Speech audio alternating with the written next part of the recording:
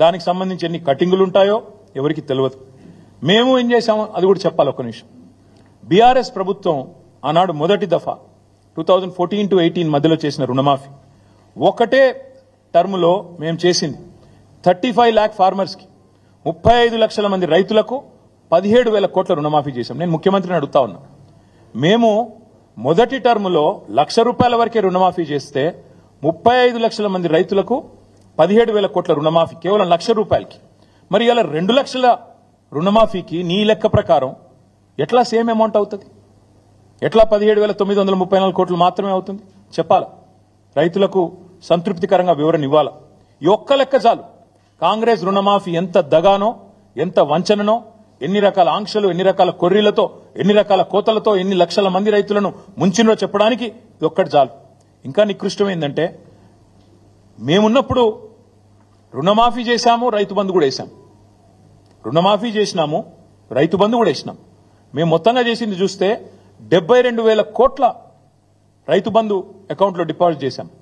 At the same time దాదాపు 30,000 కోట్లు మేము రుణమాఫీ చేశాం. అంటే 1,00,000 కోట్లు రైతులకు రుణమాఫీ రూపంలో, రైతు బంధు రూపంలో ఇచ్చింది బీఆర్ఎస్ ప్రభుత్వం. నువ్వేం చేసినావు? ఈరోజు పేరుకేమో చెప్పేది 17,000 కోట్ల రుణమాఫీ చేసినాను, కానీ వానాకాలానికి ఇవ్వాల్సిన రైతు భరోసా 11,400 కోట్లు అది ఎగ్గొట్టినావు కదా. ఇప్పటివరకు ఇవ్వలేదు కదా. కేసీఆర్ ఉన్నప్పుడు జూలైలో వచ్చేది రైతు బంధు, ఇలా వచ్చిందా? రాష్ట్రంలో రైతులకు తెలవదా?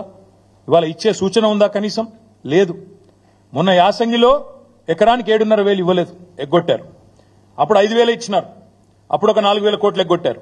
ఇప్పుడు మళ్లీ రైతు భరోసా కింద ఓవరాల్ గా ఇవ్వాల్సిన 15,000 కోట్లలో మీరు ఓవరాల్ గా చూస్తే ఆ 15,000 ఇవ్వలేదు, ఇప్పుడు 17,000 ఇచ్చి పోజు కొడతా ఉన్నారు. అందుకే అంటున్నా, ఇది దగ, మోసం. రైతులను నమ్మించి గొంతుకోసి తడిగుడ్డతో గొంతుకోసిన వాడు రేవంత్ రెడ్డి, కాంగ్రెస్ పార్టీ. మేము ఇప్పుడే నేను చెప్పాను, రుణమాఫీ, రైతు బంధు కలిపి మేమిచ్చింది 1,00,000 కోట్లు 9.5 ఏళ్లలో. మీరు ఇవాళ ఇచ్చింది కేవలం 17,000 కోట్లు. ఈ లెక్క కరెక్టా కాదా చెప్పాలని చెప్పి నేను డిమాండ్ చేస్తా ఉన్నా. చారానా కోడికి బారానా మసాలా అని తెలంగాణలో సామెత. ఇక దీనికి మళ్ళా ఇక ఇంత పెద్ద ప్రకటనలు, మార్పు ప్రారంభమైంది, మన్ను ప్రారంభమైంది, ఇక దానికి మన ముఖార విందాలు, ప్రచారాలు, ఇదొకది.